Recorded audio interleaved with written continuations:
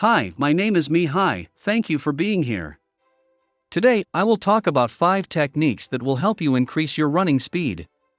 So, let's get straight to the point. In fact, let's start with a short joke.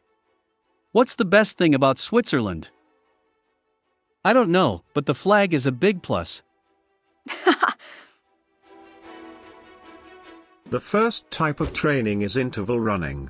You can increase your running speed through several different strategies, but the most effective way to run faster is to try interval running. A form of intense training, interval running consists of intense intervals of training with a break in between. The intensity and duration of each phase depends mostly on your fitness goals and physical condition. As a beginner, try short intense exercise intervals and longer breaks. As you begin to get fitter, modify the intensity and rest periods so that the intense intervals are longer and the rests shorter, or you can tailor the intervals to your goals. How hard you push yourself in each segment depends on the length of the interval, but the general rule is to give it your all for the duration of the effort.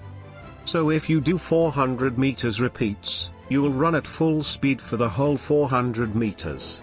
If you do longer intervals, between 2 and 5 minutes, you're working in your VO2 max zone, or about 90% at max pulse. Here's how you can incorporate intervals into your training plan. Go out for a run on a flat surface. Your local running track is perfect. Then after a dynamic 10 to 15 minute warm-up, put in a sprint at 80 to 90% of your max power for 1 minute. Then jog, light running, for 2 minutes for recovery. Then repeat this cycle 6 to 8 times and finish with 10 minutes of jogging for cool down.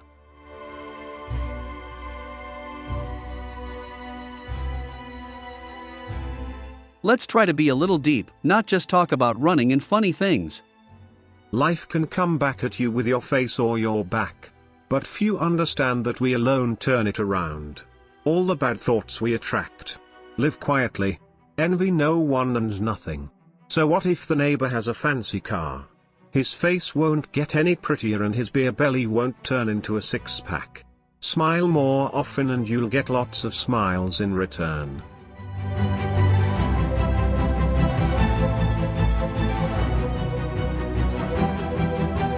A second technique to increase speed is to include tempo runs in your training plan. These are runs over slightly longer distances at a high speed and a steady pace. So start your workout with a light warm-up run, about 7 to 8 minutes. Follow this with a run at a high pace, but not a maximum pace, which you can keep constant for 5 minutes, or a distance of say 1 kilometer. Slow down and continue with an easy, recovery run of about 2 to 3 minutes. Resume the tempo run, followed by the recovery run. Continue training in this way for 35 to 45 minutes. Don't forget to have running shoes adapted to the surface you are running on, track or uneven ground. After a while, when you have progressed, you can increase the tempo distances and the total duration of the workout.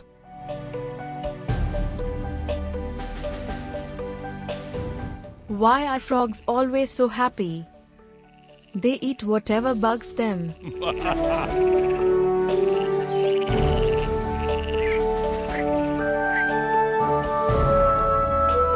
The sprinters have a fixed routine for going to sleep. They always fall fast asleep.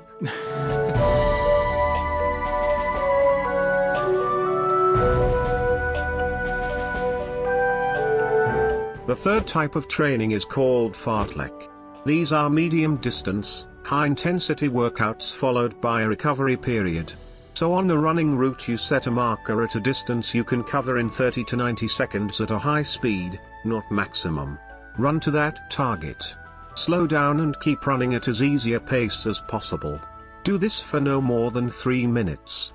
Resume the high intensity run, over the same distance, followed by a recovery run. Repeat the series in a 25 to 40 minute workout.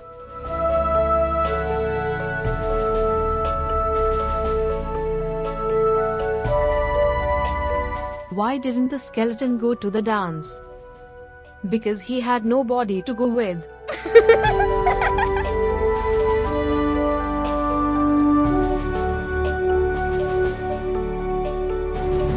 During the marathon, the Swedish runner couldn't complete the race because he stopped just before the finish line.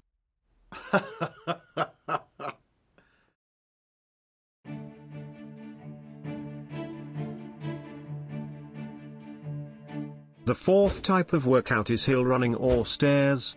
A simple and effective workout, but conditional on hills or stairs. The training must start with a good warm-up. Then start running up a hill, on a slope you can cover in 15 to 20 seconds. Run at near top speed, then run downhill. Repeat for a total of 30 minutes. The hill can be replaced with stairs, with at least 20 steps to climb. Don't skip the steps, but step one at a time. The return can be done slowly, at a walking pace. The duration of the workout can be slightly longer.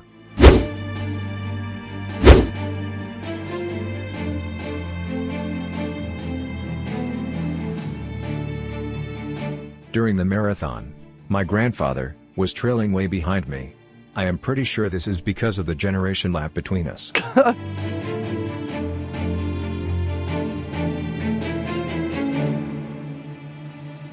What does a runner drink when he or she is in last place? Ketchup.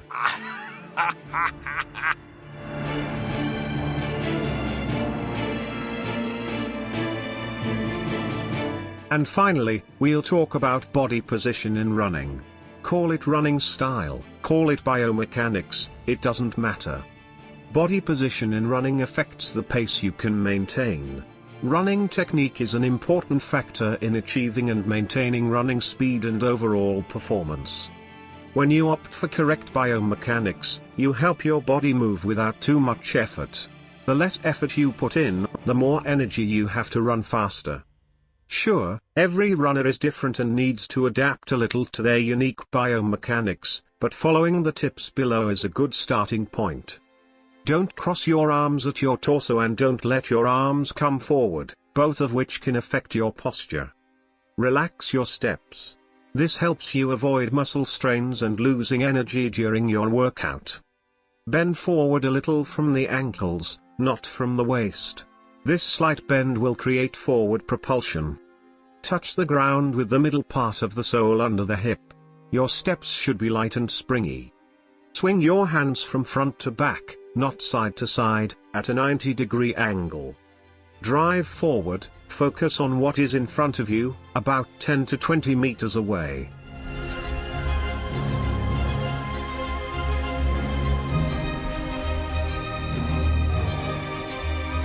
Before you criticize someone, you should walk a mile in their shoes.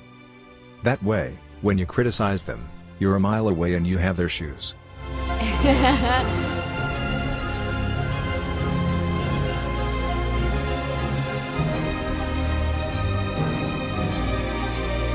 After winning a recently held marathon primary election, the senator decided to run for president.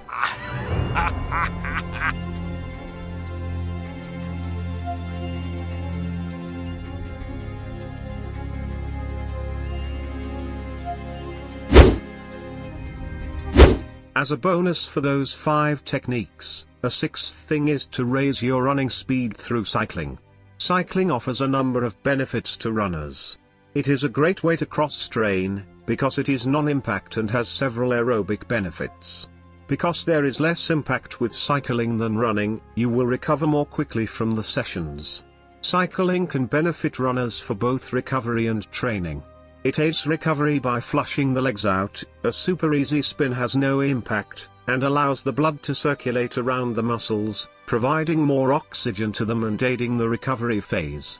At the opposite end of the spectrum, cycling can be great for building high-end aerobic training doing intervals. You also can maintain a lot of fitness with riding if you are injured. Short intense efforts to build speed. Spiking your heart rate to maximum levels and encouraging a fast turning of the pedals, cadence, builds speed. Warm up for 10 to 15 minutes first. Do 10 times 1 minute all out, best effort, sprinting, as hard as you can go out of the saddle, with a 2-minute recovery of easy riding in between each minute. Cool down for 10 to 15 minutes.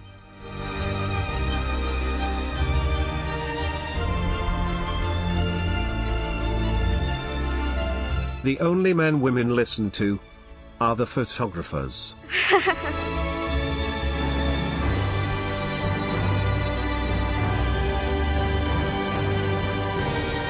Thank you for being here today for 10 minutes with me. I hope you found it useful, and I didn't bore you. If you're here, also thank you so much for watching the whole video. It means a lot to me. See you soon. And if you want, you can watch one of the 4 suggested videos here at the end. Cheers.